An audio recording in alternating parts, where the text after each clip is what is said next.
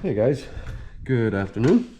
It is a rainy Saturday afternoon, September 23rd, 2023. I got my set of adjustable control arms from Whiteline yesterday. I kind of been waiting on that. I don't know what Subaru is thinking, not providing their top of the line performance car without an adjustable rear control arms to be able to adjust tow and camber. This kind of baffles me that they don't have it available and you got to buy it separate and install it yourself. So I got those in. We're gonna attempt to install those control arms. I don't have my air tools anymore, so this might prove to be a little tricky, but anyway, so let's get that going. Let's see if we can do this today. We're gonna learn along the way because I've never done this before, and I'm gonna go with whatever black and white sort of high level instructions, Whiteline included with the box, but should be enough. It seems to be straightforward, and I'm hoping it's just there's 4 pieces. I'm hoping all it is just bolts on each end. Okay, so it is Sunday night, and I lied. Never got the chance to do what I wanted to do yesterday, so I can't sleep. Figured get some energy taken out and get myself tired by getting this thing started. So at least I'm going to try to get it up. We don't do that here. And get the wheels out and seeing what I need to do, and maybe even get started tonight. But anyway, yeah, just one of those things where it just got carried away with some things and never really got started yesterday morning. So before I start work for tomorrow, I just figured, you know what, let me get something done so I don't feel at least badly about not doing anything this weekend. So let me get this started at least tonight, and then continue on tomorrow.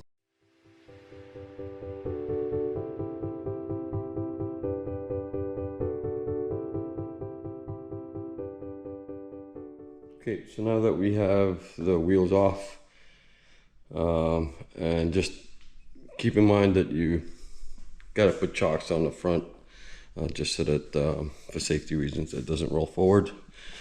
Let's take a peek.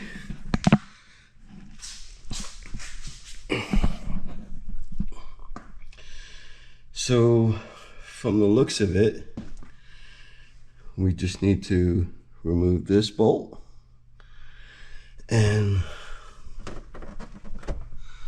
that bolt and this nut right here so that we can remove it from the sway.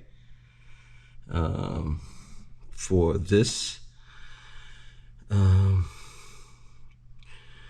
bar, and it looks like it's going to be the same 2 bolts on the other bar, which is that right there and that one over there. Hopefully that's just a nut on the other side, so because I'm not sure if I'm gonna have the clearance with that end of it, but hopefully this is all we need to do. So I'm gonna do it one at a time. I'm gonna do the back end first, and then and replace with the new part. Let's just take a quick look and try to figure out which goes where. So of course we have the 4 pieces here. And I'm going to assume, hopefully they have this labeled. They don't. Came with the bushing lubricant, which is great. I don't think it comes with new bolts, so just gonna have to reuse the existing. So I'm gonna assume this is the set. Just gotta figure out which one goes where. This piece right here is what goes towards closer to the front of the car, and this is on the back side of the car, at least from looking at this diagram, and I think I'm reading that right. So we're gonna remove and replace it with this first. Remove the existing one and replace it with this, and hopefully I'm not gonna need air for this. Otherwise, I'm gonna have a very difficult time. So let's go ahead and remove the sway bar. Maybe we should do that first. Just note that it's on the third. I don't know if this is aftermarket, because I don't know if they're stock. Sway bar is this thick, and I don't know if it's adjustable. This could be a whiteline product. Okay, so first things first. This front bar closer to the driver, or closer to the front of the car, has a cap on this nut, and to be able to release it, and you'll see where it says lock. So essentially you just need to twist it so that you can unlock it, so that it gets out of this groove and into this recess, so that you can pull it off. You don't want to try and pry it off, because then you won't be able to reuse it. You might break this 150,000 mile rubber. It's pretty resilient, it's pretty thick, so but you don't want to make the mistake and have to buy a new one. Just want to be able to reuse this. So basically what you do is you twist it up, and then just with a nice screwdriver, just pry it off, and it should come right off. And that'll reveal the 17mm nut. Okay guys, I ran into a little bit of a problem. Didn't realize that there really isn't enough space to put a socket and a wrench on both sides. So you have to use a box wrench for it. The only problem with that is that the box wrench is short, and you can't really get the torque that you need, because that bolt is on pretty tight. So I tried to use a sledgehammer to try and break it loose. That didn't work. I also tried to use my foot, and I squat more than I can bench press. So I tried to use my legs while holding onto the rotor and push on that wrench that way. That wasn't doing it. So I thought about just maybe putting her back together, getting her on the lift, so that I can put a pipe on that and get more torque with a longer span, and get the torque that I need to break it loose. So I just kind of lied here for a little bit. Kind of reminds me of that meme where you see that guy just staring into space while he's underneath the car. Well, I did that for a few minutes, but I recalled, luckily I did that because that kind of worked, because I recalled an old trick. So essentially you just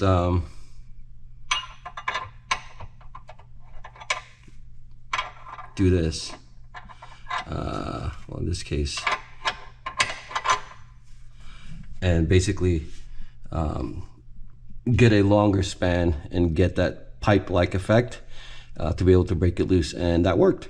Hopefully I have much better luck on the opposite end of, let me get the camera over here, on this bolt, and be able to get this bar free.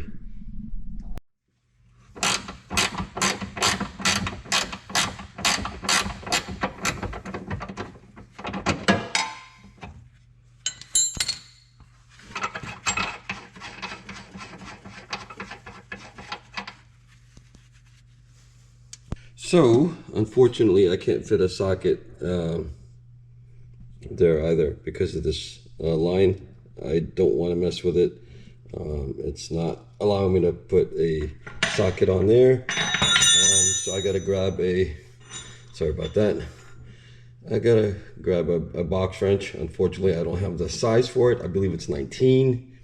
So I gotta put this on hold and find myself a 19 millimeter box wrench. Monday morning, we're gonna head out to grab that 19 mil that we need to get that control arm out of the way. Okay, let's see what we got. 6 to 18. That's a ratcheting one. This is standard. This is 19. Yep, that's what we need. Okay guys, it's proving to be tougher than I thought, just getting that nut off. I tried to, let me get some lighting on there. I tried to PV blast it, just thinking that maybe there might be some rust that's having that pretty much nut stuck on there, but that didn't do the trick. I didn't want to do any more because I was starting to strip the nut and I was kind of worried about these lines getting in the way and damaging them. So I just went ahead and decided to try and grab myself a socket and try to see if I can fit it in there. That didn't work either because, again, this was in the way and didn't want to damage it. So what I did find, and didn't realize this until I was struggling with that nut, is that this bolt actually runs all the way to that nut. It's the single bolt that fastens the two to the hub. So let me get some lighting on this side. As you guys can see, I'm kind of starting to strip that head because I was able to, since I got the clearance here, I got a socket and this wrench, but it wouldn't budge. So I tried to use the pipe from the jack to extend the wrench so that I can get a little bit more torque against it, and even stood on it and it wouldn't budge. I also on both ends tried to use a sledgehammer to try and kind of maybe jar some rust or anything that might be keeping that bolt and nut stuck. I think at this point, the fact that I got rid of my compressor and my air tools and I was going in favor of electric cordless impact tools, I might as well go ahead and grab it today, and hopefully that's going to make the difference and knock that bolt loose. Hopefully I don't strip this any further. I am gonna check to see if I have the 19 impact socket, because I may need to grab one of those if I don't. So anyway, all right, let me get going and make my wallet scream.